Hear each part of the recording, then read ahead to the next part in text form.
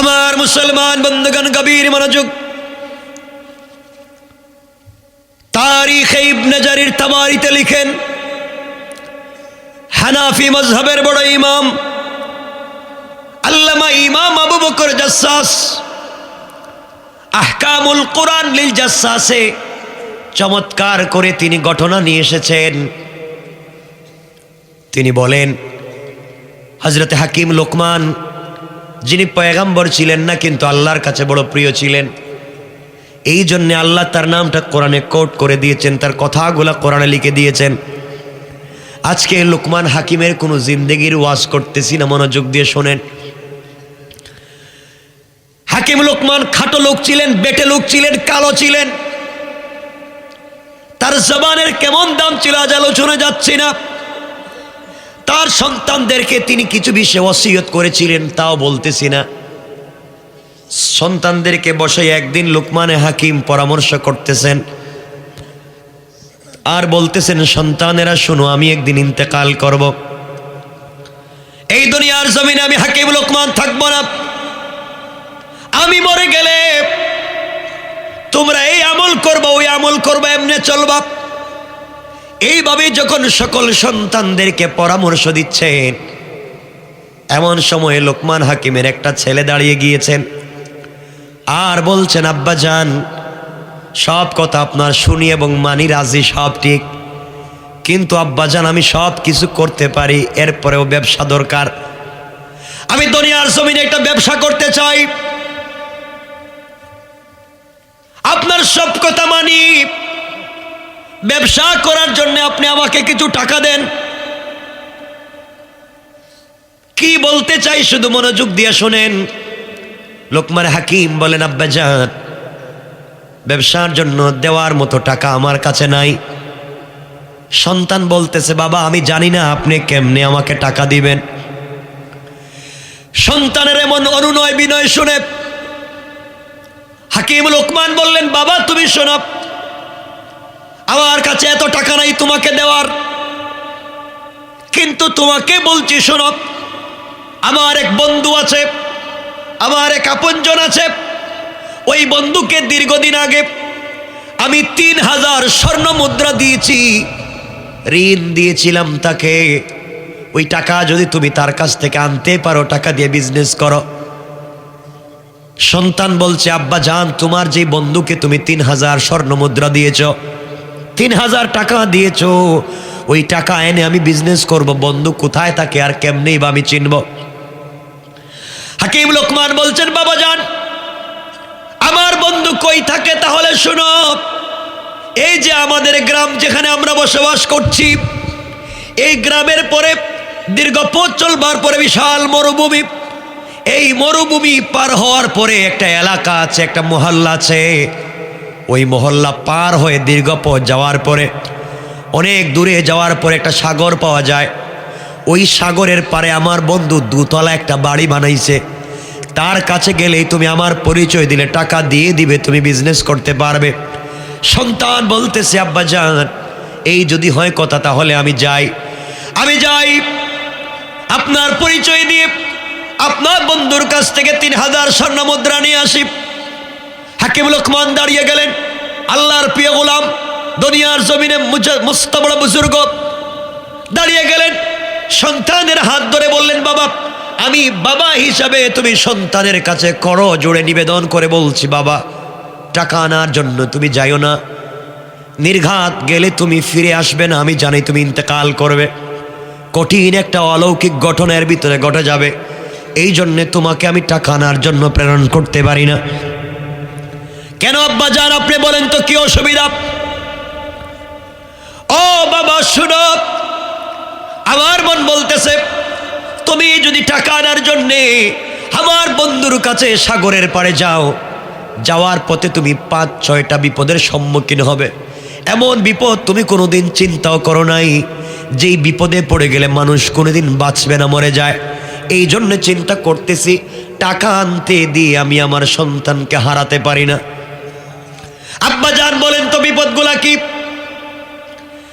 হাকিম লোকমান বললেন, বাবা তাহলে তুমি শোনো, তুমি যখন টাকা আনার জন্য যাইবা, তুমি বের হবা। ঘর থেকে বের হয়ে যাওয়ার পরে যাওয়ার সময় তুমি সাথে করে বেশি করে পানি নিয়ে যাইবা, ঠান্ডা পানি নিবা।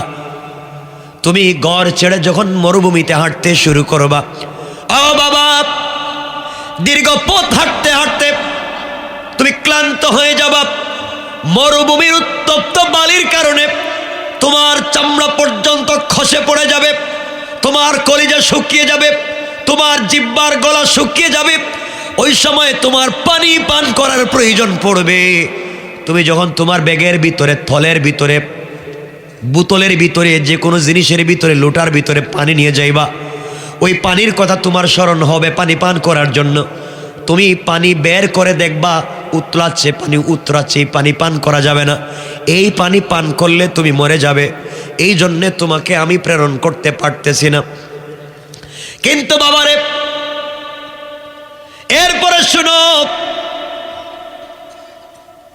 তুমি যখন যদি বেঁচে যাও, এরপরে বিষাক্ত একটা প্রবলেম হতে পারে। ওই মরুভূমিতে হঠাৎ করে যদি কোনো গাছ পাওয়া যায়, গাছের গোড়ায় তুমি বিশ্রাম নিতে যাইও না, বিপদে পড়ে যাইতে পারো। সন্তান বলছে, আব্বা জান কথা বুঝি নেই, বুঝায়া বলেন। হাকিম লোকমান বললেন, বাবা তাহলে শোনো, তুমি যখন পানির জন্য হাহাকার করবে, পানি পাবে না, ওই সময় তোমার বোতলের পানি গরম হয়ে যাবে, খেলে কিন্তু মারা যাবে। আব্বা জান, আমি তো বাঁচতে চাই, টাকা আনতে চাই, তাহলে আমি কি করব? ও বাবা, ওই সময় তোমাকে একটা আমল আমি বলে দেব। ওই আমল যদি তুমি করতে পারো, আমার বিশ্বাস যত বড় বিপদ হোক না কেন, আল্লাহ তোমাকে বিপদ থেকে বাঁচায়া দিবেন। কোন সুবহানাল্লাহ। তাহলে আব্বা জান বলেন তো কি? হাকিম লোকমান বললেন, বাবা শোনো, তাহলে ওই সময় তুমি যখন ঘর থেকে বের হয়ে যাবা, যাওয়ার সময় তুমি যখন আমার কাছ থেকে বিদায় নিয়ে বের হয়ে যাবা, বোতলের ভিতরে পানি নিয়ে ঘর থেকে বের হয়ে যাইবা। ওই পানি পান করলে রাস্তায় তো তুমি মারা যাইবা, এটা আমি বলে দিলাম। কিন্তু বাবা, ঘর থেকে বের হওয়ার আগে তুমি যদি ওযু করে 2 রাকাত সালাতুল হাজত পড়ে তুমি ঘর থেকে বের হতে পারো, আমার বিশ্বাস সকল বিপদে স্বয়ং আল্লাহ তোমাকে সাহায্য করে যাবেন। কোন সুবহানাল্লাহ। বাবা তাহলে বলো, এখন আমি কি করব মরুভূমিতে? হাকিম লোকমান বললেন, বাবা তুমি যখন দেখবা তোমার বোতলের পানি গরম হয়ে গিয়েছে, পান করলে নির্ঘাত তুমি মারা যাবে, ওই সময় তুমি আমার বাবার ওসিয়ত মনে রাখবা। আমি ওসিয়ত করে দিলাম, ওই সময় ওই অবস্থায় তুমি 2 রাকাত সালাতুল হাজত পড়বা। সালাতুল হাজত পড়ে আল্লাহর কাছে সাহায্য চাইবা। সালাম ফিরাইয়া ডান দিকে বাম দিকে সালাম ফিরাইয়া যখন মুনাজাত করবা, বাবা এতটুকুন উপরে হাত উঠাবা যেন বগল পর্যন্ত দেখা যায়। এতটুকুন হাত তুমি উপর দিকে উঠে আল্লাহর কাছে মুনাজাত করবা। মুনাজাত শেষ করে বিশাল মরুভূমির মধ্যখানে হঠাৎ করে পিছন দিকে তাকায়া দেখবা, মরুভূমির মধ্যখানে একটা জঙ্গল দেখা যায়, বাগান দেখা যায়। আল্লাহু আকবার বলেন। বাবারে তুমি বুঝতে পারবে না, এই বিশাল মরুভূমিতে ঘর নাই, বাড়ি নাই, কিছুই নাই। নামাজ যদি সালাতুল হাজত পড়তে পারো, হঠাৎ করে দেখবা বাগান হয়ে গিয়েছে। তুমি ওই জঙ্গল আর বাগানের ভিতরে প্রবেশ করবা। প্রবেশ করে দেখবা শক্ত একটা বিশাল বড় পাথর ফেটে মধ্যখান থেকে ঝর্ণার মতো ঠান্ডা ঠান্ডা পানি বের হয়ে যায়। বাবা তুমি ওই পানি ইচ্ছা মতো পান করবা, তোমার বোতলের গরম পানি ফালাইয়া দিবা, এরপরে তুমি ঠান্ডা পানি বোতলের ভিতরে ঢুকাইয়া নিবা। আল্লাহর শুকরিয়া আদায় করে আবার সালাতুল হাজত আদায় করবা। বাবারে ওই সময় তুমি পানি পান করবার পরে তোমার বিশ্রামের প্রয়োজন হবে। দেখবেন গরমে আসার পরে মানুষ যখন বেশি পানি পান করে তখন বিশ্রাম মন চায়, ঘুম চলে আসে। বাবা তোমার বিশ্রামের প্রয়োজন হবে, কিন্তু জঙ্গলের ভিতরে এমন কোনো গাছ নাই যেই গাছের গোড়ায় সাপ আর বিচ্ছু নাই। তুমি কোনো গাছের গোড়ায় বিশ্রাম নিতে পারবা না। জঙ্গল থেকে বের হয়ে যাবা, আবার এসে মরুভূমিতে 2 রাকাত সালাত আদায় করবা। সালাত আদায় করে ডান দিকে তাকায়া দেখবা হঠাৎ করে মরুভূমির মধ্যখানে বট গাছের মতো বিশাল একটা গাছ দেখা যায়। আব্বাজান সাবধান করে দিচ্ছি, তোমার মন চাইব তুমি যেন বিশ্রাম করো, গাছের ছায়ায় আলোর নিচে তুমি যেন বিশ্রাম করো, তোমার মন চাইবে।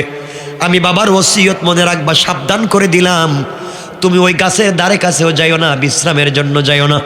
ও বাবা, আমি হাকিম লোকমান বলছি, তুমি যদি ওই গাছের গোড়ায় বিশ্রামের জন্য যাও আর গাছের গোড়ায় গিয়ে বিশ্রামে পড়ে যাও, তুমি মরে যাইবা, নির্ঘাত তুমি মরে যাইবা, যাইও না। বাবারে তুমি তখন কেমনে চলবা একটা কথা বলে দেই। ওই সময় আবার 2 রাকাত সালাত আদায় করবা, সালাতুল হাজাত। সালাম ফিরানোর পরে হঠাৎ হয়তো দেখতে পারো গাছের গোড়ায় সাদা দাড়ি, মাথায় সাদা চুল, সাদা পাগড়ি পরা একজন মুরব্বীকে গাছের গোড়ায় পায়া যাইবা।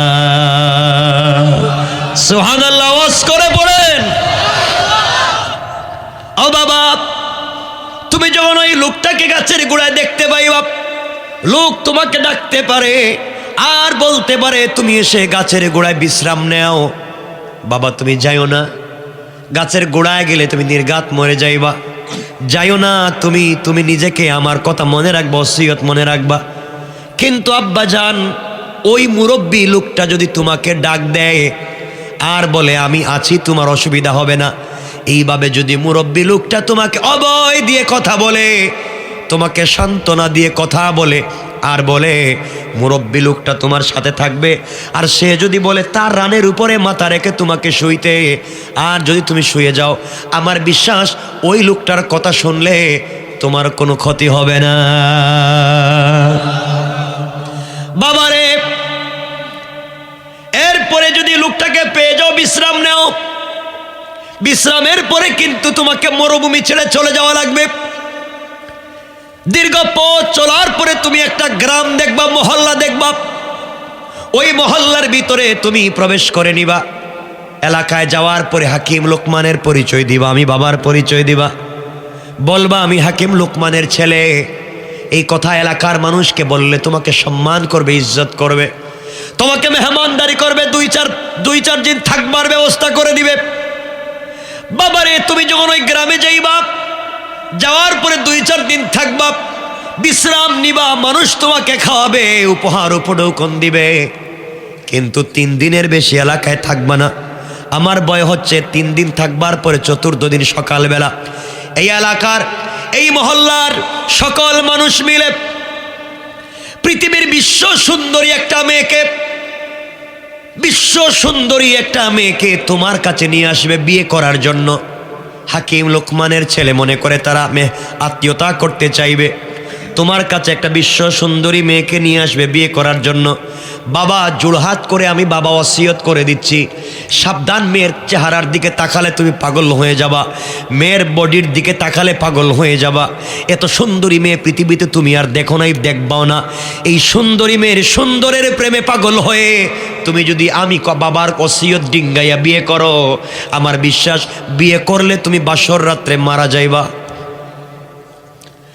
বাবা আমি তোমাকে বলে দিচ্ছি, নির্ঘাত মরে যাইবা, মহাবিপদে পড়ে যাইবা। এজন্য তুমি বাবা সন্তানকে বলছি টাকা আনার জন্য যাইও না। বাবারে আরেকটা কথা বলে দেই, বিশ্ব সুন্দরী মেয়েটাকে তোমার কাছে যদি ওরা বিয়ে দিতে চায়, মনে রাখবো যে গাছের গোড়ায় থাকাকালীন সময় যেই মুরব্বী লোকটা তোমাকে ডেকে তার প্রাণের উপরে ঘুমাতে দিয়েছিল, এই লোকটাকে যদি ফুসলাইয়া কথা বইলা বুঝাইয়া তোমার সঙ্গে সফরের সাথী বানাতে পারো, সফরের সাথী বানাইয়া তাকে সাথে নিয়ে যদি গ্রামে যাও, তাহলে সকল কাজে সকল সমস্যায় পড়ে 2 রাকাত সালাত আদায় করে আল্লাহর কাছে বিপদ মুক্তির দোয়া চাইবা। আর ওই মুরব্বী লোকটার পরামর্শ মতে চলবা, লোকটা যা বলবে তাই মানবা। আমার বিশ্বাস এই লোকের পরামর্শ মতো চললে দুনিয়ায় কোনো বিপদ হবে না। কোন সুবহানাল্লাহ। বাবারে শোনো, তোমাকে বলে দিচ্ছি, সাবধান, আবারও বলে দিচ্ছি, মেয়েটাকে বিয়ে করবা না। যদি তুমি বিয়ে না করো আর বেঁচে যাও, 3 দিন থাকবার পরে তুমি সাগরের পারে চলে যাইবা। দীর্ঘ পথ চলবার পরে ওখানে যাওয়ার পরে বিশাল সাগরের পাড়ে দেখবা দুতলা একটা বাড়ি, আমার বন্ধুর বাড়ি। তার কাছে গিয়ে আমার পরিচয় দিবা, আমার পরিচয় দিলে তোমাকে টাকা দিবে, কিন্তু বাবা সোজা দিবে না। এই জায়গায় আমার সব থেকে কষ্ট এবং ব্যথা এবং ভয়ের জিনিস। আব্বা জান, তুমি যখন টাকা চাইবা, ওই লোকটা নিমক হারাম, দুনিয়ার হাজার হাজার মানুষের কাছ থেকে ঋণ নিছে, কাউকে ঠিক মতো ঋণ দেয় না। ঋণ চাইতে গেলে, ঋণের টাকা চাইতে গেলে সে বলে রাত্রবেলা থাকো, সকালবেলা টাকা দিব, ওই কথা বলে রাত্রে রেখে দেয়, রাত্রবেলা হত্যা করে সকালবেলা লাশ হয়ে যায়। এই জন্যে বাবারে আমি তোমাকে যাইতে নিষেধ করতেছি। তুমি যখন যাওয়ার পরে টাকা চাইবা, ওই আমার বন্ধু কিন্তু তোমাকে টাকা দিবে না। টাকা না দিয়া বলবে, আমার বন্ধুর ছেলে এসেছো ভাতিজা, আজকে থাকো, আগামীকালকে তোমাকে টাকা দিয়ে বাবার কাছে পাঠায়া দেব। আমার জানা মতে, আমার বিশ্বাস মতে, যেই লোকটা তার বাড়িতে এক রাত্র থাকবে, সকালবেলা মারা যায়, লাশ হয়ে যায়, আজ পর্যন্ত পৃথিবীর কোনো মানুষ ঋণ চাইয়া তার কাছ থেকে ফিরে আসতে পারে নাই। এই জন্যে বাবা আমার ভয় হয়, তুমি যাইও না, গেলে তোমাকে আমি হারিয়ে ফেলবো। কিন্তু বাবারে চলার পথে ওই মুরব্বী লোকটাকে সাথে করে যদি নিয়ে যাও, আর ওই লোকটা যদি তোমার সাথে ওই বাড়ি পর্যন্ত পৌঁছে যায়, লোকটা যদি পরামর্শ দেয়, লোকটার পরামর্শ মতে যদি তুমি থাকো, আমার বিশ্বাস লোকটার সাথে থাকলে আর তার পরামর্শ মতো চললে, বিপদে পড়ে 2 রাকাত সালাত আদায় করলে, আমার বিশ্বাস তোমার কোনো বিপদ হবে না। এত কিছু বলবার পরে আমি বাবা তোমাকে আবারও বলছি, বাবা তুমি সাবধান, তুমি যাইও না, আমার কাছে থাকো।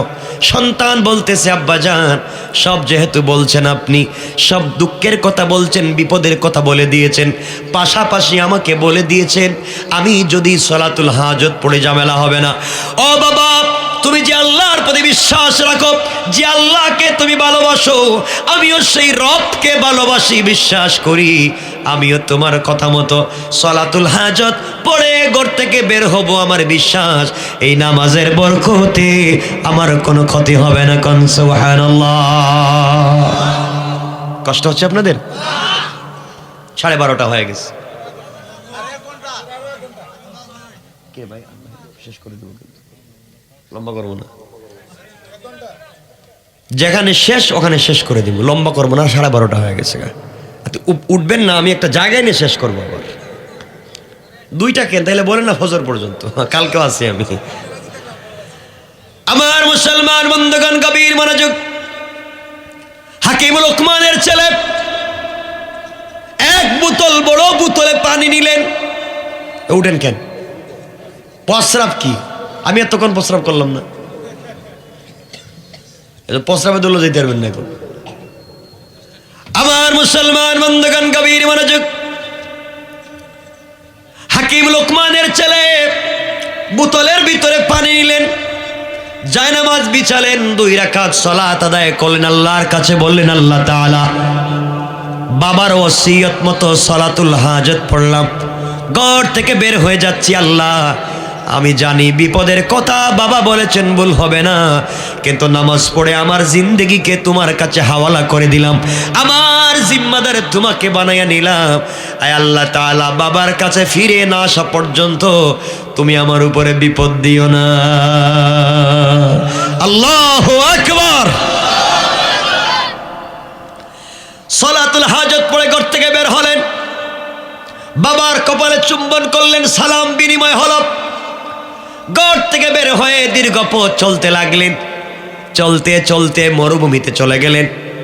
দীর্ঘদিন মরুভূমিতে চলতে চলতে তাকায়া দেখেন, সত্যি বালির গরমে পায়ের চামড়া পর্যন্ত কষে যাচ্ছে, জিহ্বা শুকিয়ে যাচ্ছে, বালির গরমে আর হাঁটতে পারতেছেন না, পানির প্রয়োজন।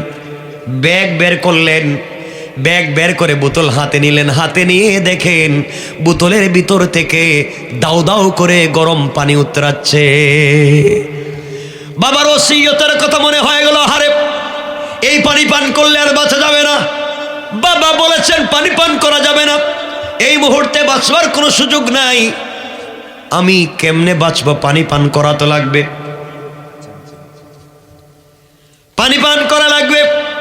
2 রাকাত সালাতুল হাজত পড়লেন, আল্লাহর কাছে কান্নাকাটি করে বলেন, আল্লাহ তাআলা, নামাজ তো পড়েছি, তুমি বলেছ নামাজ পড়ার জন্যে, তুমি বলেছ বিপদে পড়লে গোলাম তো আমার নামে নামাজ পড়ে।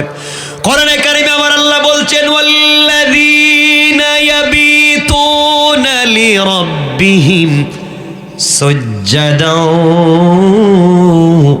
ওয়া কিয়ামা। আল্লাহ রাব্বুল ইজ্জত ওয়াল জালাল বলছেন গোলাম বিপদে পড়ে যখন সিজদায় গিয়ে রুকুতে গিয়ে আমি আল্লাহকে ডাক দিবে, ডাক দিতে দেরি হয়, আমি আল্লাহ আমার গোলামের কাছে চলে আসতে 1 সেকেন্ডও দেরি হয় না। কোন সুবহানাল্লাহ। লোকমান হাকিমের ছেলে 2 রাকাত সালাত আদায় করলেন, আল্লাহর কাছে বললেন আল্লাহ পানির ব্যবস্থা করে দাও, মরুভূমিতে বিপদে পড়ে গিয়েছি। সালাম ফিরাইয়া ডান দিকে তাকায়া দেখেন মরুভূমির মধ্যখানে হঠাৎ করে বিশাল বড় বাগান। আল্লাহু আকবার। বাবার ওসিয়ত মিলতেছে। বিশাল বাগান, জঙ্গল, জঙ্গলের ভিতরে ঢুকে গেলেন। জঙ্গলের ভিতরে প্রবেশ করে দেখেন বিশাল বড় একটা পাথর দেখা যায়, আর পাথর ফেটে সুন্দর করে ঝর্ণার মতো পানি পড়ে। শুকরিয়া আদায় করলেন, চোখের পানি ছাড়লেন, 2 রাকাত সালাতুল হাজত পড়লেন, পানি পান করলেন, বোতল ভরলেন আর আল্লাহর শুকরিয়া আদায় করলেন। পানি পান করবার পরে জঙ্গলের দিকে তাকায়া দেখেন সব গাছের গোড়ায় গোড়ায় সাপ। বিশ্রামের প্রয়োজন, চোখে ঘুম চলে আসছে, ক্লান্তি, কোথায় ঘুমাবেন? আবার 2 রাকাত সালাতুল হাজত আদায় করে জঙ্গল থেকে বের হয়ে গেলেন। ঘুম পাচ্ছে, ঠান্ডা পানি পান করেছেন, হাঁটতে পারতেছেন না। হঠাৎ করে ডান দিকে তাকায়া দেখেন বিশাল বড় বট গাছের মতো একটা গাছ দেখা যায়। তাকায়া দেখেন তিনি গাছের নিচে, তো এতক্ষণ তিনি গাছের নিচে বিশ্রাম করার চিন্তা করলেন। হঠাৎ মনে পড়েছে বাবা বলেছেন গাছের নিচে বিশ্রাম করলে বাঁচবো না, মরে যাব। বিশ্রাম করতে চাচ্ছেন না, চলে যাচ্ছেন। হঠাৎ করে গাছের পিছন দিকে তাকায়া দেখেন একজন গাছের পিছনে একজন মুরব্বি বসা। আল্লাহু আকবার। আল্লাহর নামের তাসবিহ পড়ে জিকির করে ডাক দিয়ে বলে বাবা আমার দিকে তাকাও কেন, এদিকে আসো। হাকিম লোকমানের ছেলের মনে পড়ে গেল বাবা বলছেন ডাকলেই যাওয়া যাবে না, আগে চিনতে হবে, নচেত বিপদ আছে। তিনি বললেন আমার বাবা নিষেধ করেছেন, গাছের গোড়ায় যাওয়া যাবে না, গেলেই মরণ। মুরব্বী লোকটা বলছে তোমার বাবার নাম কি? আমার বাবার নাম হাকিম লোকমান। তোমার বাবা কি এই কথাও বলে দেয় নাই যে মুরব্বী লোকটা যদি বলে তার ডাকে সাড়া দিলে বিপদ হবে না? এই কথা কি বলছে? হ্যাঁ আমার বাপ বলছে। আপনি জানলেন কেমনে? আমার বাবা তো আমাকে একা ওসিয়ত করছে, আপনি শুনলেন কেমনে? হাকিম লোকমানের ছেলে বললেন এই কথা। মুরব্বী বলতেছে বাবা তুমি এগুলা বুঝবে না, তুমি যদি আসো আমি যতক্ষণ বসা থাকবো তোমার কোনো বিপদ হবে না। সুবহানাল্লাহর দরকার নেই, আগামী বছর কইবেন না সুবহানাল্লাহ, জোরে পড়েন সুবহানাল্লাহ।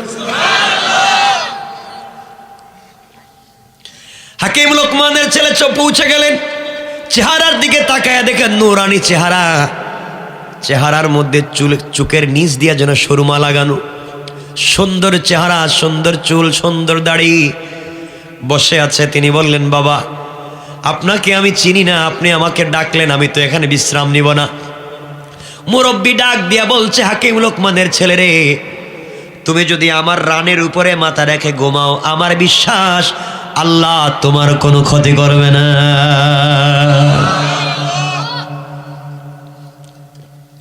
হাকিম লোকমানের ছেলের মনে পড়ে গেল বাবা বলেছেন ওর প্রাণে মাথা রাখলে অসুবিধা নাই। তিনি ঘুমিয়ে পড়লেন। দীর্ঘদিন পর্যন্ত রাস্তায় চলাফেরা করেছেন, এই জন্য ক্লান্ত, তাড়াতাড়ি তার ঘুম লেগে গিয়েছে। ঘুম লাগার কিছুক্ষণ পরে গাছের উপর থেকে বিশাল বড় একটা বিষাক্ত সাপ নেমে গেছে। নেমে কোনো কথা নাই, হাকিম লোকমানের ছেলের মাথায় অথবা পায়ের কোনো একটা জায়গায় আঘাত করেছে, দংশন করেছে, বিষ দিয়ে ফেলেছে, গোটা বডি কালো হয়ে গিয়েছে, অজ্ঞান। মুরব্বী চিন্তা করলেন এই ছেলে তো আমার উপরে বিশ্বাস রেখে আমার রানের উপরে মাথা রেখে শুয়ে পড়েছে, তার কোনো ক্ষতি হবে না, সে জানতো তার বাবা ওসিয়ত করেছেন। তাই এখন যে লোকটার ক্ষতি হলো আমি কি জবাব দিব যদি বিপদ হয়ে যায়? তিনি কোনো কথা না বাড়িয়ে সাপটাকে ধরে ফেললেন। সাপকে ধরে বললেন, বেয়াদবরে, তোকে বাঁচতে দিব না, যেই জায়গার থেকে তুই বিষ দিছস ওই জায়গার থেকে বিষ নিয়ে যা। টান দিয়ে বুকের মধ্যে ধরে লাগায় রাখলেন। সাপ টাইনা টাইনা বিষ নিয়ে গিয়েছে। বিষ নিয়ে যাওয়ার পরে সাপটাকে দেখলেন কি করা যায়। হঠাৎ করে দেখেন হাকিম লোকমানের ছেলের ব্যাগের ভিতরে ছুরি আছে, চাক্কু আছে, বটি আছে, দাও আছে। চাক্কু পাওয়া গেল। আস্তে করে সাপটাকে কেটে 2 টুকরা করে দিলেন। 2 টুকরা করে লেজের অংশটুকুন জমিনের ভিতরে ফালাইয়া দিলেন। মাথার অংশটুকুন হাকিম লোকমানের ছেলের ব্যাগের ভিতরে ঢুকাইয়া দিলেন। এটাই হচ্ছে কৌশল। আল্লাহ বলছেন, ওয়া মাকারু ওয়া মাকারাল্লাহ ওয়াল্লাহু খায়রুল মাকিরিন। এই ওয়াজ করতে গেলে আর অনেক লম্বা। রেখে দিলেন তিনি মাথার অংশটা ব্যাগের ভিতরে, লেজের অংশ ফেলে দিলেন। কিছুক্ষণ পরে হাকিম লোকমানের ছেলের ঘুম ভেঙে গেল। ঘুম ভাঙ্গার পরে উঠে গেলেন। উঠে দেখেন তার পায়ের কাছে বিশাল বড় সাপের অর্ধেক। লাফ দিয়ে উঠে বলছেন, আঙ্কেল এটা আবার কি? বাবা তোমাকে সাপে দংশন করেছিল, এই জন্য আমি হত্যা করে 2 টুকরা করে ফেলে দিয়েছি। আব্বা জান, তাহলে এখানে আর থাকা যাবে না, এখন চলে যাই। মুরব্বি বলছে, বাবা চলে যাও, দোয়া থাকলো চলে যাও। হাকিম লোকমানের ছেলে বলছেন, মুরব্বি আঙ্কেল, আপনাকে তো আমি চিনি না, কিন্তু এই লম্বা পথ একা একা কেমনে যাব, আমার ভয় হয়। আপনি যদি আমার সফর সঙ্গী হয়ে যান আমি বড় খুশি হব।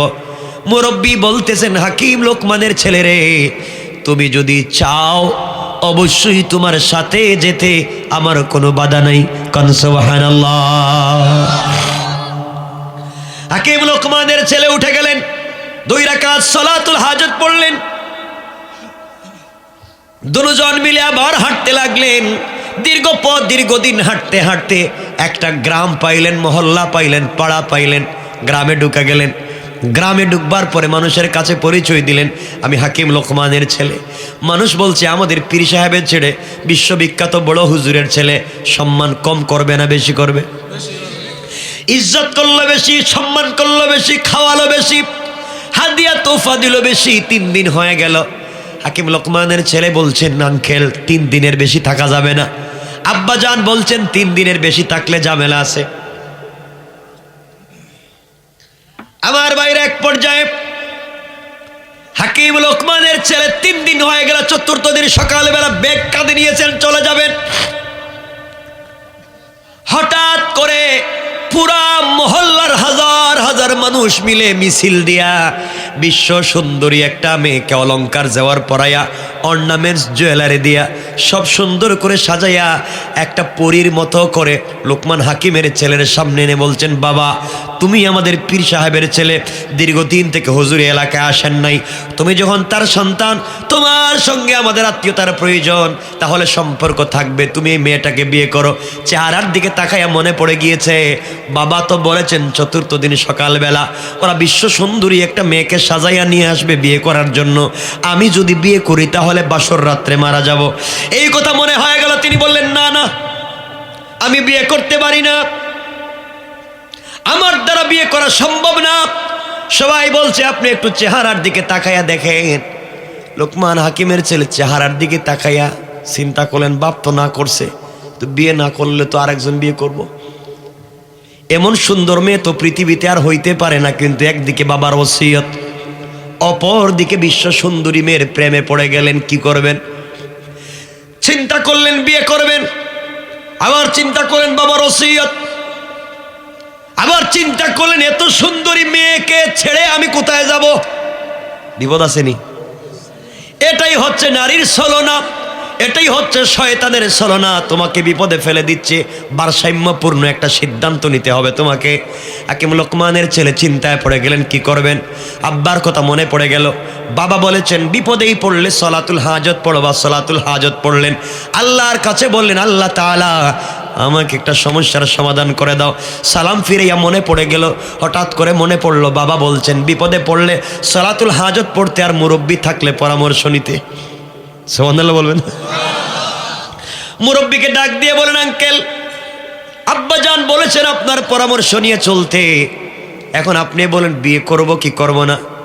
হাকিম লোকমানের ছেলেকে মুরব্বি বলছেন, বাজান তোমার বাপ বলছেন বিয়ে করলে ঝামেলা আছে, আমিও বুঝতেছি বিয়ে করলে মরণ আছে, এখন তুমি কি করবা? কয় আপনিই কন, আপনিই তো বলছেন আপনার সাথে থাকলে আমার সমস্যা নাই, চাচা আছেন আপনি, আপনি বলেন কি করা লাগবে।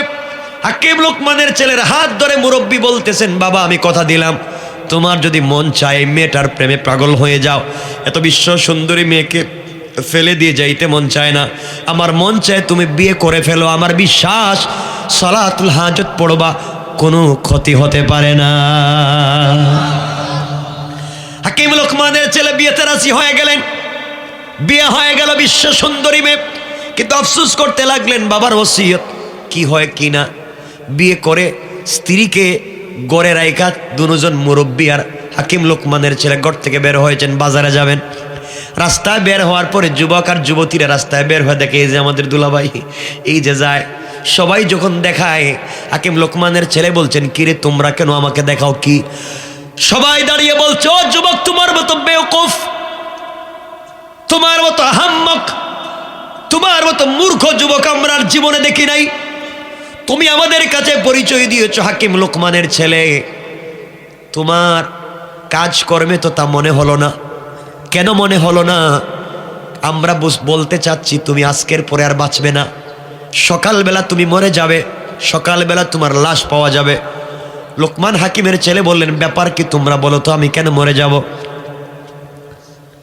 এলাকার মানুষ ডাক দিয়ে বলছে, হাকিম লোকমানের ছেলেরে, তুমি যেই মেয়েটাকে বিয়ে করেছ বিশ্ব সুন্দরী মেয়ে, এত স্মার্ট, এত স্ট্রাকচার সুন্দর ডিজাইন করা, এমন সুন্দর মেয়ে হয়তো পৃথিবীতে আর নাই, কিন্তু এই মেয়েটার তোমার আগে আরো 9টা বিয়ে হয়েছে। কয়টা হয়েছে? আপনি 10 নম্বর। এই মেয়ের আগে 9টা বিয়ে হয়েছে, 9টা পুরুষ তাকে বিয়ে করেছে, কিন্তু যেই ছেলে মেয়ের সঙ্গে মেলামেশা করার জন্য বাসর রাত্রে ঘরে গিয়েছে, মেলামেশা তো হয়েছে কিনা জানি না, সকালবেলা তার লাশ পাইছি, 9টা লাশ আমরা পাইছি, 9টা মারা গেছে, তুমি 10 নম্বর। এই জন্য বললাম তোমার মতো আহাম্মকার নাই, কালকে বেলা তো 10 নম্বর লাশ তোমার লাশ পাওয়া যাবে। হাকিম লোকমানের চেয়ে আশ্চর্য হয়ে গেলেন, আমার বাবা তো এই কথা বলেছিলেন বিয়ে করলে বাসর রাত্রে মরা লাগবে, এখন তো দেখতেছি এই মেয়েটাকে মনে করছিলাম বিয়েই মনে করে নাই, এর আগে 10টা খাইছে, 9টা, এখন আমি 10 নম্বর, কি বিপদে পড়লাম। চিন্তায় পড়ে গেলেন, কানতে লাগলেন, বাবার ওসিয়তের কথা মনে পড়লো। বাবা কোন জিনিস বুঝেন, বাবা যে বলে দিলেন। লোকমান হাকিমের ছেলের মনে পড়ে গেল, বাবা বলছেন যত বিপদ হোক না কেন সালাতুল হাজত পড়লে আল্লাহ বিপদ থেকে মুক্ত রাখবেন। 2 রাকাত সালাতুল হাজত পড়লেন আর কাঁদলেন আর বলেন, আল্লাহ তাআলা ভুল তো করে ফেলেছি, ইল্লাল্লাযীনা তাবু ওয়া আসলাহু ওয়া বায়্যানু, তওবা করলাম, ইসলাহ হইলাম, তোমাকে মানলাম, বলো কি করব? তুমি তো বলছো মাফ শুধু করবা না, ফিরে সব আমল নামায় সওয়াব লিখে দিবা। আল্লাহ তাআলা এখন বাঁচাও। সালাম ফিরানোর পরে মনে পড়ে গেল মুরব্বীর কথা, এই মুরব্বীও তো আমারে বলছে কিছু হবে না, এখন যে বিপদ। আঙ্কেল রে জোড়া, এখন আঙ্কেল ভাগেন, রাত্রের আগে ভাগেন, নাইলে আমার লাশ সেখানে থাকবে, আমার যে আর কেউ নাই। আমার বাপ এক দেশে, আপনি কি বুদ্ধি দিলেন? এখন যে বিয়ে করছি, এদিকে যাকে বিয়ে করছেন এই মহিলা পুরো এলাকায় গোয়েন্দা লাগাই দিছে যেন আমার 10 নম্বর স্বামী ভাগতে না পারে। মহাবিপদ আসেনি, স্বামী যেন ভাগতে না পারে, আজকে রাত্রে আমার সঙ্গে ফুল সজ্জা মেলামেশা করতেই হবে। হাকিম লোকমানের ছেলে বিপদে পড়ে গেলেন, মুরব্বীকে বলেন, আঙ্কেল আমি এখন কি করব, কোথায় যাব, কি যে বিপদে পড়লাম। মুরব্বী বলছেন, বাবা টেনশন করিস না, সালাতুল হাজত পড়, আর আমি তো আছি, আমার বিশ্বাস আল্লাহ তোকে ভুলে যাবে না। রাত্র গভীর হয়ে গেল, তাদের আমাদেরও সমান সমান, তাদের বাসর রাত আর আমাদের ওয়াজের রাত, এজন্য আমরা সংক্ষেপ করে নিচ্ছি। রাত্র 1টা 16, এটাকে মেশিন পাইছেন না কিছু? কতক্ষণ চলতেছে হিসাব আছে? আমার বন্ধুগণ গভীর মনোযোগ। এক পর্যায়ে মুরব্বী বলছেন, বাবা রাত্র তো হয়ে গেছে, বছর রাত্রে যাওয়া লাগবে। যাওয়া তো লাগবে আঙ্কেল, কিন্তু লাশ তো সকালেই পাওয়া যাইব, কারণ বাঁচান আমারে, পায়ে ধরছে, বাঁচান। মুরব্বীও চিন্তা করে এখন কি করি, সবাই তো কইতেছে মরে যাইব। আল্লাহ রাব্বুল ইজ্জত ওয়াল জালাল তার হিকমতপূর্ণ কোরআন দিয়েছেন, হিকমতপূর্ণ ভাষা ব্যবহার করেন। রাত্র গভীর হয়ে গেছে, হাকিম লোকমানের ছেলেকে মুরব্বী বলতেছেন, বাবা বাসর রাত্রে যখন যাইবা অজু করে 2 রাকাত সালাতুল হাজত পড়ে যাইবা। হাকিম লোকমানের ছেলে কয়, আঙ্কেল আমি এখানে, আপনিও যাওয়া লাগবে। কয় বেটা বাসর রাত্রে কি আরেকজন যায় নাকি, আমি তো বাইরে আসছি, তুই যা। আঙ্কেল আমি তো মরে যাবো গেলে, 9টা শেষ, আমি 10 নম্বর। হাকিম লোকমান ছেলে বললেন, আঙ্কেল আমি যাচ্ছি, কিন্তু আপনি খবর রাখবেন সালাতুল হাজত পড়ে চলে যাচ্ছেন। হাকিম লোকমানের ছেলে বললেন, আঙ্কেল আমি কি যাব? মুরব্বী বলছেন, আমি যে পরামর্শ দিই কান খাড়া করে শোনো। আঙ্কেল বলেন, কি করা লাগবে? বাবা তুমি যাও ঘরের ভিতরে, যাওয়ার পরে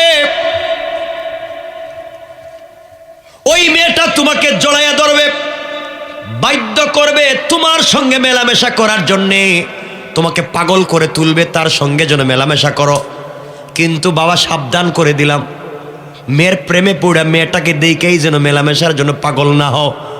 আমার কথা শুনবা, নাইলে কিন্তু মরণ লাগবে। বাসর রাত্রে লাশ পড়বে, ভালো করে বুঝো। আঙ্কেল খন যা কইবেন শুনতে রাজি, কিন্তু আজকের রাত্রে বিপদ থেকে বাঁচান, কালকে রাত দিন হইলেই ভাগুম এলাকা সাইডা, তা আজকে রাত্রে বাঁচান। ঠিক আছে, তুমি বছর রাত্রে ঘরে ঢুকলে মেয়েটা পাগল হয়ে তোমার সঙ্গে মেলামেশা করতে চাইবে, কোনোভাবেই মেয়েটাকে কোনোভাবেই সুযোগ দিবা না। আঙ্কেল তাইলে কি করব যদি জোর জবরদস্তি করে? না না শোনো, তুমি বলবা ঠিক আছে ওয়েলকাম, আমি রেডি হচ্ছি, তুমি রেডি হও। বলে আঙ্কেলের পরে যদি মারামারি আরম্ভ হয়ে যায়,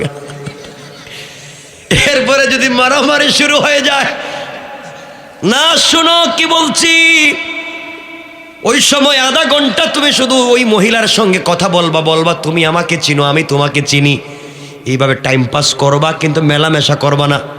সাবধান, কাছে বসলেও দূরত্ব বজায় রাখবা। আঙ্কেল যদি মায়ের শুরু করে, 9 জন পারে নাই, আমি একা আজকে কি পারো? ঠিক আছে সব ঠিক, তুমি শোনা। আধা ঘন্টা পরে তুমি বলবা, স্ত্রী রে অবশ্যই তোমাকে ওয়াদা দিলাম মেলামেশা করব, কিন্তু আমার পেটে কামড় দিছে, আমি ওয়াশরুমে যাবো, বাথরুমে দরকার। ওই কথা বলে মহিলার কাছ থেকে বলবো, একটা বদনা দেও, লুটা দেও, পাত্রে দেও, আমি একটু বাহিরে ইস্তেঞ্জা করে আসি। এই কথা বলে বদনাটা নিয়ে তুমি বের হয়ে চলে আসবা। এরপরে আবার ঘরে যাইবা, আমি যা বলবো তা শুনবা। আঙ্কেল বদনা আনার সময় যদি মায়ের শুরু করে, তাইলে আমি কোথায় যাবো? মারবে না, তুমি বুঝাই আসো যে আমি আবার আসতেছি, বদনা দেও, বাথরুম থেকে আসি। হাকিম লোকমানের ছেলে 2 রাকাত সালাতুল হাজত পড়ে আল্লাহর কাছে কান্নাকাটি করে। বাসর রাত্রে ফুলসজ্জার রাত্রে স্ত্রীর ঘরে ঢুকেছেন, স্ত্রী ফুসলাইয়া তাকে মেলামেশা করতে উদ্বুদ্ধ করতেছে। তিনি বললেন, স্ত্রী শোনো, সব ঠিক আছে, রাজি, কিন্তু তুমি আমাকে জানো, আমি তোমাকে জানি, জানাজানি করি, চিনাচিনি হোক, এরপরে আমরা মেলামেশা করতে রাজি, আপত্তি নাই। আধা ঘন্টা চলে গিয়েছে, আর চিন্তা করতেছেন কেউ তো দেখতেছে আসতেছে না মাইক টেট দেওয়ার জন্য, তাহলে ঠিক আছে এখন কি করা যায়? হঠাৎ মনে পড়লো মুরব্বীর কথা। মুরব্বী বলেছে বদনা নিয়ে বাহিরে যাওয়ার জন্যে। তিনি বললেন, স্ত্রী রে আমার পেটে কামড় দিচ্ছে, একটু ওয়াশরুম থেকে আসি, এর ভিতরে তুমি রেডি হয়ে যাও, আমি আইসাই তোমার সঙ্গে মেলামেশা করব, ওয়াদা দিলাম। এই কথা বলে সংক্ষেপ করে বললাম, এই কথা বলে দীর্ঘ কথা আছে, দীর্ঘ আলোচনা এখানে আছে, সংক্ষেপ বাদ দিলাম। তিনি বদনা নিয়ে ঘর থেকে বের হলেন। বের হইয়া হাকিম লোকমানের ছেলে মুরব্বীরে জোড়ায়, আঙ্কেল বাসান আর যাওয়ার দরকার নেই, রাত আমরা এখান থেকে ভাগে। তিনি বললেন, না তুমি ওযু করে আসো, যাও, আর বদনা আমার কাছে দিয়া যাও। এই কথা বলে বদনা রেখে নিলেন, লুঠা পাত্রটা রেখে নিলেন মুরব্বী। হাকিম লোকমানের ছেলে চলে গেলেন। ওই সময় হাকিম লোকমানের ছেলের ব্যাগের ভিতরে অর্ধেক সাপ আসেনি?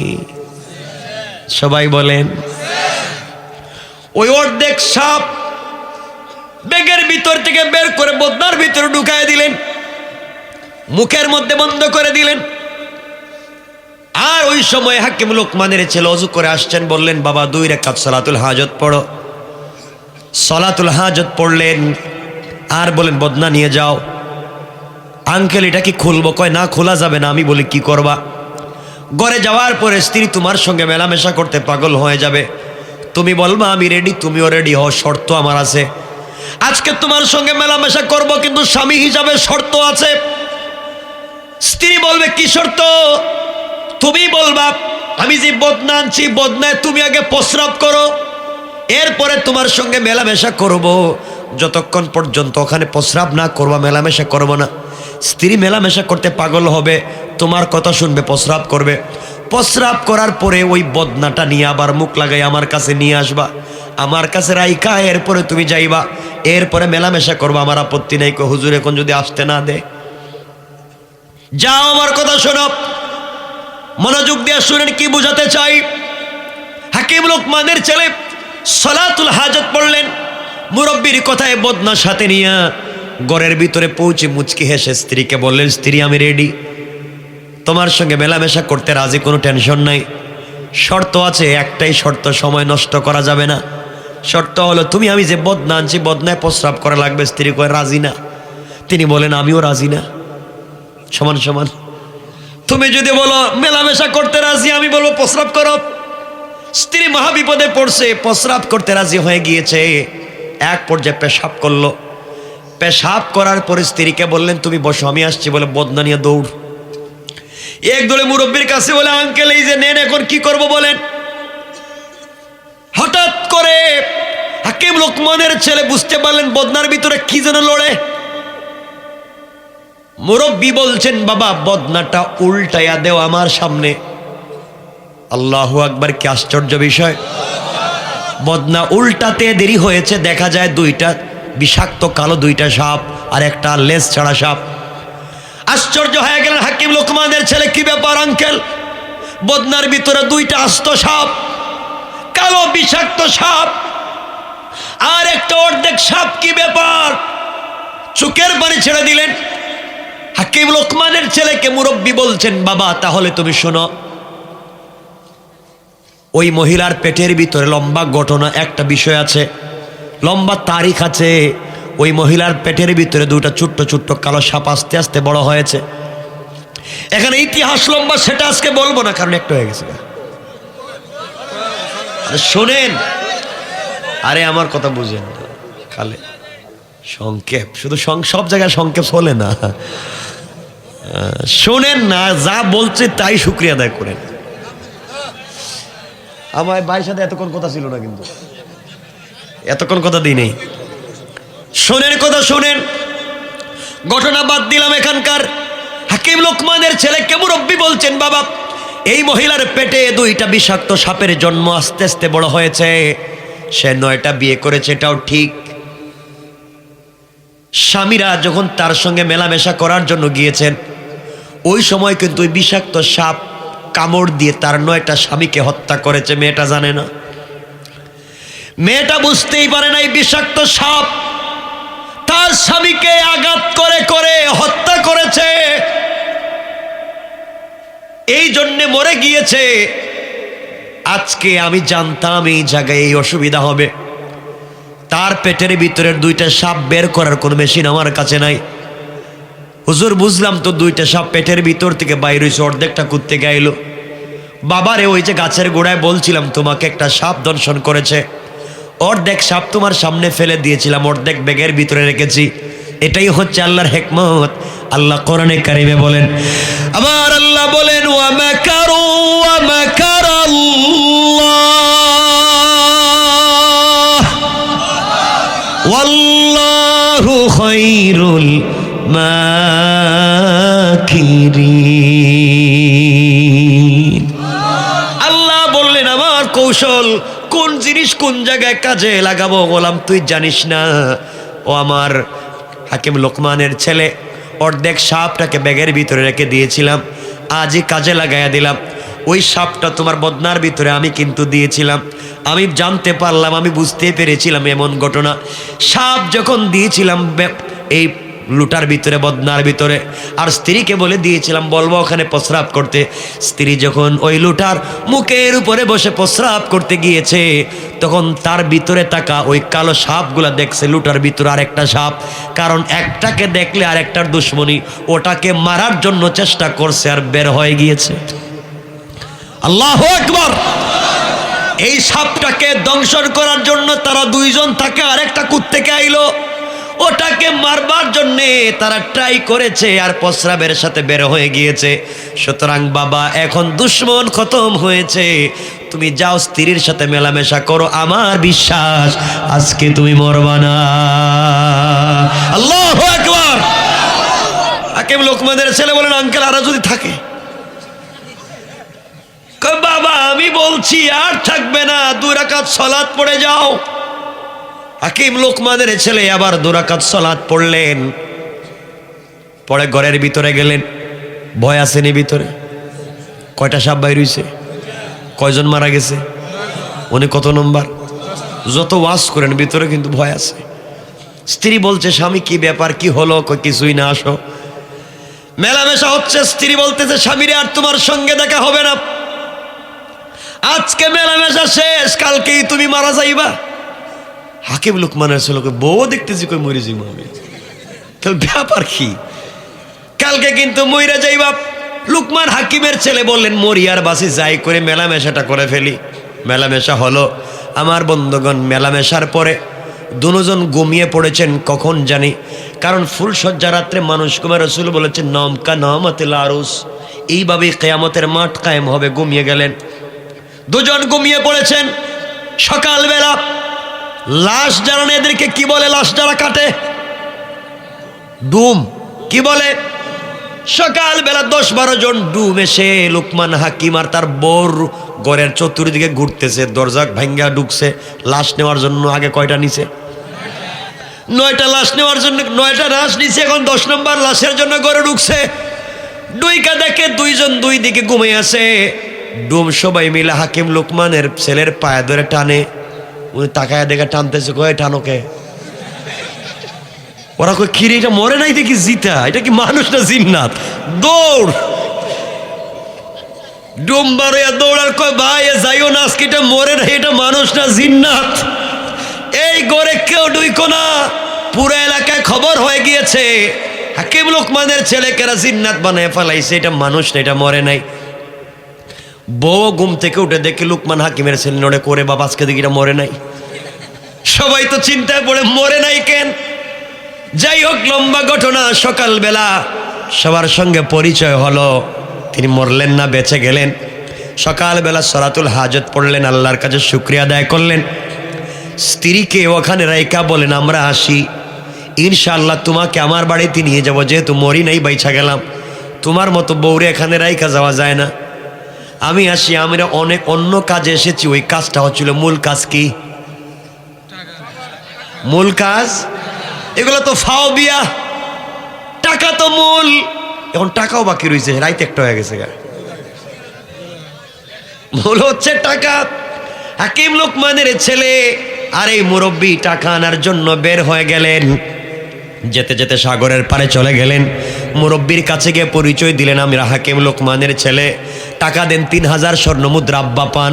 মুরব্বী বলতেছে অবশ্যই টাকা দেব, কিন্তু আজকে সকালে না, আগামীকালকে সকালে, এই রাত্রে থাকা লাগবে। হাকিম লোকমানের ছেলের মনে পড়ে গেল আব্বাজান বলেছেন থাকলে কি? থাকলে মৃত্যু, থাকলেই বিপদ। এখন তো থাকলে মরণ লাগবে, কি করা যায়? এখন তো মইরা লাভ নাই, বউ তো আছে। যে জুড়ে কয় ঠিক, মানে বউ রেখে কে মরতে চায় না। খুব ভালোবাসেন না আপনারা বউরে, ঠিক না? ঠিক কি তোমরা বিয়ে করছো? বাচ্চারা হেরা কয় ঠিক। আমার মুসলমান বন্ধুগণ, এক পর্যায়ে মুরব্বী বলছে সকালবেলা টাকা দিব, আজকে দেওয়া যাবে না। মনোযোগ দিয়ে শুনেন কি বুঝাতে চাই। রাত্র হয়ে গেল। হাকিম লোকমানের ছেলে মুরব্বীকে বলেন আঙ্কেল মরা তো লাগবেই।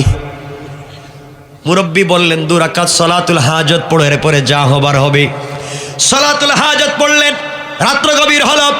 এই মুরব্বী লোকটা হাকিম লোকমানের ছেলে, আর এই মুরব্বীকে নিচতলায় একটা রুমের ভিতরে শোয়া দোতলায় চলে গিয়েছে। দোতলায় 3টা রুম, একটা রুমে নিজে থাকে, আর একটা রুমে 2টা ছেলে তার আছে, 2টা ছেলেকে রাখে, একটা রুম খালি রাখছে। এইভাবে চলে। অর্থ হলো যারা টাকা নিতে আসে, ঋণ পায়, ঋণ নিতে আসছে, এদেরকে নিচতলায় ঘুমাইতে দেয়। রাত্রবেলা সাগরে জোয়ার উঠে, আর জোয়ারের টুলায় নিচতলায় পানি উঠে, আর নিচতলায় পানি উঠার কারণে এরা পানিতে বেশে মরে যায়। এভাবে সে টাকা দেয় না, ঋণ নিলে ঋণ দেয় না, এভাবেই কাজ করায়। দোতলায় থাকে, তার কিছু হয় না। হাকিম লোকমানের ছেলে আর এই মুরব্বীকে নিচতলায় ঘুমাতে দিয়েছে। তার বিশ্বাস রাত্রবেলা তো জোয়ার আসবে, পানির মধ্যে নিচতলা ডুবে যাবে, 2জন ঘরের ভিতরে মরে যাবে, বের হতে পারবে না। সকালবেলা টাকা তো দেওয়া দূরের কথা, লাশ বাসাইয়া দিয়ে দিব। এই চিন্তা করে ঘুমিয়ে গিয়েছে দোতলায়। নিচতলায় হাকিম লোকমানের ছেলে আর মুরব্বী শুয়ে যাবেন। মুরব্বী মনে করে দিলেন, বাবা রাত্রে কিন্তু বিপদ আছে, নামাজ পড়ো। কয় রাকাত? কি নামাজ? হাজত পড়ে ঘুমিয়ে যাও। সালাতুল হাজত পড়লেন, ঘুমিয়ে গেলেন। রাত্রবেলা দেখা যায় বিশাল বিশাল বড় ঢেউ আসতেছে, পানি আসতেছে, জোয়ার আসতেছে। হাকিম লোকমানের ছেলেকে মুরব্বী ঘুম থেকে উঠালেন, আর বলেন, বাবা উঠো, দোতলায় যাই, এখানে থাকা যাবে না, কিছুক্ষণ পরে জোয়ার আসতেছে। ঘুম থেকে উঠলেন, দোতলায় গিয়ে সন্তানদের রুমে নক করলেন। দরজা খুলে দিল। কি আপনারা? আমরা তোমার বাবার কাছে এসেছি, আমরা মুসাফির মানুষ, নিচতলায় ঘুম লাগতেছে না, মশায় কামড়ায়। তোমরা যদি তোমাদের রুমে আমাদেরকে একটু জায়গা দেও, এই রুমে তো তালা দেওয়া, আমরা এখানে থাকতাম, তোমরা এক জায়গায় থাকো। 2 ভাই বলছে, আঙ্কেল না, আপনি কত সুন্দর মানুষ, আর হাকিম লোকমানের ছেলেকে নিয়ে এসেছেন, পারি না, আমরা নিচে 2 ভাই যাই, আপনারা দোতলায় থাকেন। 2 ভাই নিচে। কানা দাঈফা, শয়তানেরা, বেঈমানেরা যত কৌশল করে, আল্লাহর কাছে সবগুলা কৌশল দুর্বল। তুই কৌশল করলে ভালো মানুষকে মারবে, এখন নিজের ছেলেই মারা গেছে। কাঁদতেছে কাঁদতেছে, আমার ছেলে মরলো, এরা গেল কই? এরা তো উপরে আছে মনে হয়। সকালবেলা হাকিম লোকমানের ছেলে ঘুম থেকে উঠে কয়, সালাম আলাইকুম, টাকা দেন। মরস নাই তো মরস নাই, টাকাও দিতাম, ছেলেও মরছে আমার। টাকা নিলেন, 3000 স্বর্ণ মুদ্রা নিলেন, আর সূরাতুল হাজত পড়ে বিদায় নিয়ে চলে আসলেন।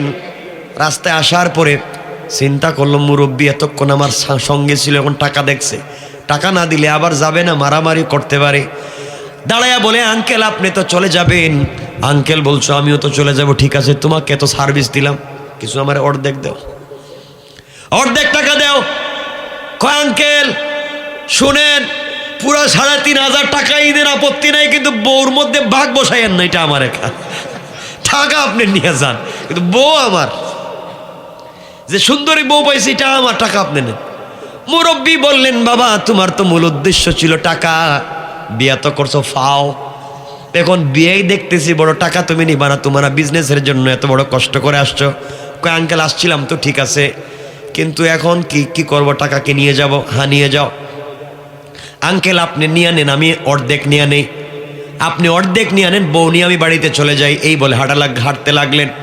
কিছুক্ষণ যাওয়ার পর হাকিম লোকমানের ছেলে মুরব্বীর হাত ধরে বলছেন, আঙ্কেল দীর্ঘদিন পর্যন্ত আপনি আমার সাথে ছিলেন, কত বিপদ আপদের সাক্ষী আপনি, কত কিছু জানলাম, আজ পর্যন্ত আপনার পরিচয় জানতে পারলাম না। আপনি বা কে আপনি? আপনার পরিচয় জানি না, আপনার পরিচয় আজকে জানতে চাই, আমাকে পরিচয়টা বলে দেন। হাকিম লোকমানের ছেলেকে মুরব্বী চোখের পানি ছেড়ে বলছেন, বাবারে আসলেই তুমি আমাকে চিনবে না, আমি আমার পরিচয় দেই, শোনো, আমি দুনিয়ার সাধারণ কোনো পাবলিক না, তুমি আমাকে জানবা না।